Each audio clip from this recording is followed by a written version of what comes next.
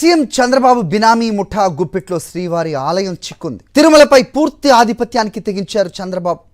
Artificial intelligence పేరుతో టీటీడీలోకి తన బినామీలను ప్రవేశపెట్టారు సీఎం చంద్రబాబు, మంత్రి లోకేష్. గతంలో ఫైబర్ నెట్ కుంభకోణంలో ప్రధాన నిందితుడిగా ఉన్న వేమూరి హరికృష్ణ, కీలక పాత్రధారులుగా లోకేష్ సన్నిహితులు లక్ష్మణ్, చందు ఇప్పుడు టీటీడీలోకి చొరబడ్డారు.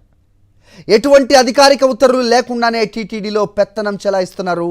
భక్తుల సొమ్ముతో వీరికి ఛాంబర్, ప్రత్యేక సౌకర్యాలు ఏర్పాటు చేయడంపై విమర్శలు వ్యక్తం అవుతున్నాయి. క్యూ లైన్లు, దర్శనాలు, ప్రసాదాలు అన్నీ బాబు ముఠా ఆధీనంలోనే ఉన్నాయి.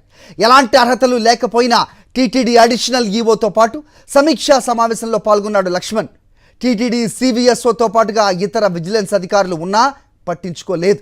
పలుకుబడి కలిగిన వ్యక్తులు కావడంతో అధికారులు పట్టించుకోవటం లేదనే విమర్శలు వినిపిస్తున్నాయి. టీటీడీ అడిషనల్ ఈవో కార్యాలయంలోనే అనధికారికంగా తిష్టవేయటంపై భక్తులు మండిపడుతున్నారు.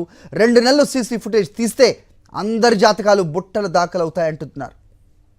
ఈ ముఠా తొలి ప్రయోగమే వైకుంఠ ఏకాదశి టికెట్ల క్యూ లైన్ల నిర్వహణ. అయితే ఈ ప్రయోగం వికటించడంతో 6 మృత్యువాత పడ్డారు. దీంతో వెంటనే తిరుమల నుంచి బాబు ముఠా జారుకుంది. దీన్ని కప్పిపుచ్చుకునేందుకే తిరుపతిలో అధికారులపై బాబు చిందుల డ్రామా. టీటీడీ చంద్రబాబు బినామీ ముఠా గుప్పెట్లో ఉంది.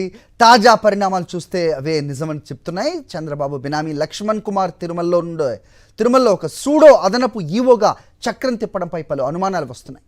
కొద్ది నెలలుగా లక్ష్మణ్ కుమార్ అదనపు ఈవో కార్యాలయంలో మకాం వేశారు. తిరుమలలో ఏ పని జరగాలన్నా లక్ష్మణ్ కుమార్ అనుమతి తప్పనిసరి. వెంకయ్య చౌదరికి పని భారం తగ్గించేందుకంటూ లక్ష్మణ్ కుమార్ని చంద్రబాబు రంగంలోకి దించినట్టుగా సమాచారం.